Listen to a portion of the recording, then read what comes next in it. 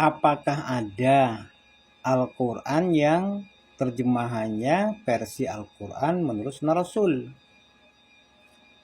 Sebelum nanti dijawab ada atau tidak ada, nanti saya cuma memberikan contoh 3 jenis penerjemahannya, atau tidak 3 jenis terjemah. Kalau saya bilang sih menurut kemampuan penerjemah masing-masing ya. Yaitu apa? Terjemah secara harfiah atau literal atau gramatikal bahasa. Yang kedua, terjemah secara maknawiyah. Yang ketiga, terjemah secara tafsiriyah, terjemah tafsir.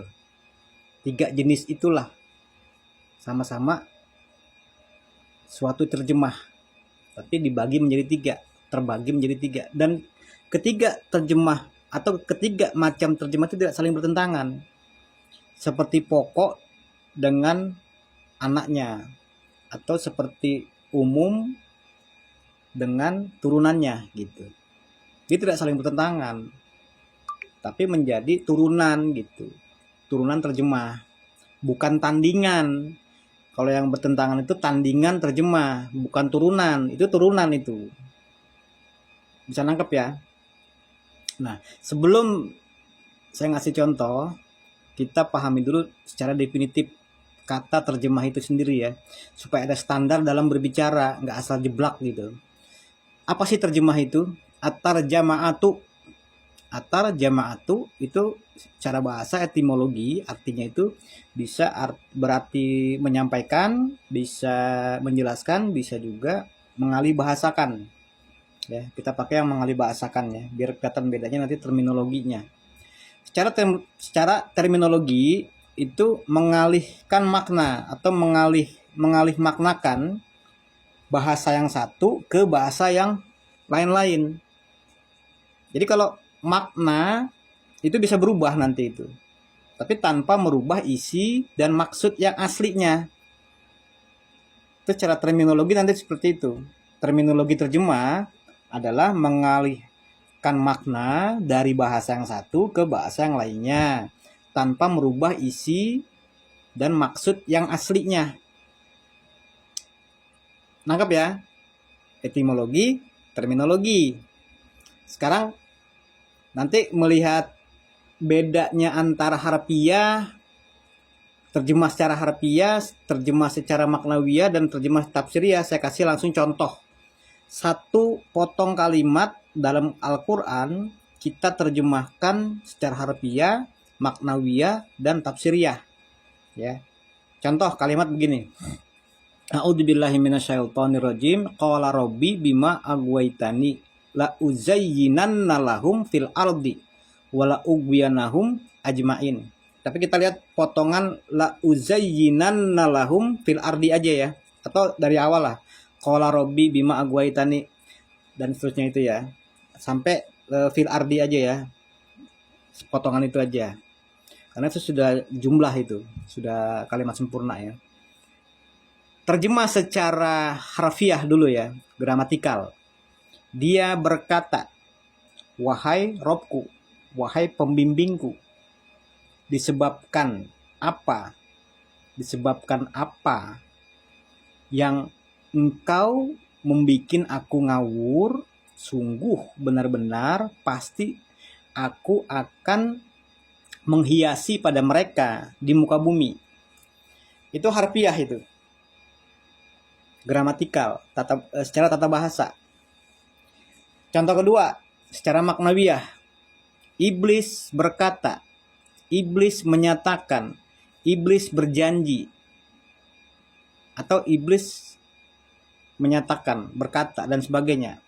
Itu sudah maknawiyah.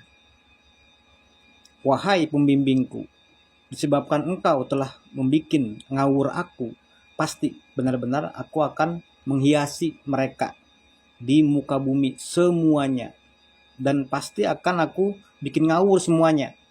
Itu sudah maknawiyah. Karena apa? Domir huwa di kola tadi sudah saya ganti menjadi iblis, karena konteks ayat sebelumnya kan itu iblis, ya kan? Itu maknanya. Secara maknawiyah seperti itu. Berubah nggak maknanya itu? Dia menjadi iblis. Tapi dia yang dimaksud adalah iblis kan di situ. Itu yang saya maksud tadi, makna bisa berubah, tapi tidak merubah isi dan maksud aslinya. Nangkap ya? Sekarang tafsiriyah. Terjemah secara tafsiriyah ya. Qala Rabbi bima agwaitani la uzayyinanna lahum fil ardi wa la ughwiyanahum ajma'in. Ya kan? Iblis yang memerankan sifat dan karakter setan atau berperan sebagai setan menyatakan atau berjanji, wahai pembimbingku, wahai Robku, disebabkan engkau membuat ngawur aku, sungguh pasti akan aku hiasi laku perbuatan mereka. Di situ saya tambahkan laku perbuatan sebagai tafsirnya. Didapat dari mana? Dari ayat lain, surat lain. Misalnya bunyinya fazayyana lahumus syaitanu a'malahum. Setan di situ bukan iblis. Tapi sama-sama menggunakan, Allah menggunakan kata zayyana yuzayyinu, menghiasi. Hanya saja di kalimat qala rabbi bima agwaitani la uzayyinana lahum itu enggak ada objek di situ. Ya kan? Di ayat ini ada objeknya sebagai pelengkapnya, sebagai tafsirnya, yaitu apa? A'malahum, laku perbuatan mereka. Jadi yang dihiasi atau yang menjadi objek yang dihiasi tadi adalah laku perbuatan mereka. Itu sudah terjemah tafsiriyah. Berdasarkan 2 ayat loh, tapi itu. Belum lagi nanti kategori setan. Setan itu apa? Sayatinal insi wal jinni. Setan itu ada dari kalangan jin, ada dari kalangan manusia. Ya kan? Di ayat yang lain kan mengatakan begitu. Dan kedua-duanya itu beribadah. Karena wa ma khalaqtul jinna wal insa illa liya'buduni. Ya kan? Ditujukan penciptaannya itu untuk beribadah, hidup mengabdi menurut ajaran Allah. Baik setan kalangan manusia maupun setan kalangan jin. Jadi manusia yang memerankan sifat dan karakter atau fungsi setan disebut setan, bukan manusia. Gitu maksudnya. Itu sudah tafsiriyah, sudah terjemah tafsiriyah. Cukup nggak satu paragraf untuk menerjemahkan terjemah secara tafsiriyah kira-kira? Sampai di situ dulu. Pertanyakan kepada diri sendiri, kalau penjelasan seperti itu, ada nggak terjemah Al-Quran yang terjemahannya versi Al-Quran dan Rasul? Coba, silakan jawab sendiri. Itu baru 1, 2, 3, 4 ayat itu. Sedangkan Al-Quran itu 6.236 ayat jumlahnya. Nanti kan dibagi lagi menurut tema-tema atau bahasan-bahasan yang akan kita angkat untuk menerjemahkan satu kata, kalimat, ayat gitu. Bahkan secara metode induktif dan deduktif, alam semesta ini juga terjemah Al-Quran. Dari zaman Nabi Adam sampai nanti itu terjemah Al-Quran juga menurut sunnah Rasul, sesuai sunnah Rasul. Coba, ada nggak? Kalau pertanyaannya kan apakah ada kan?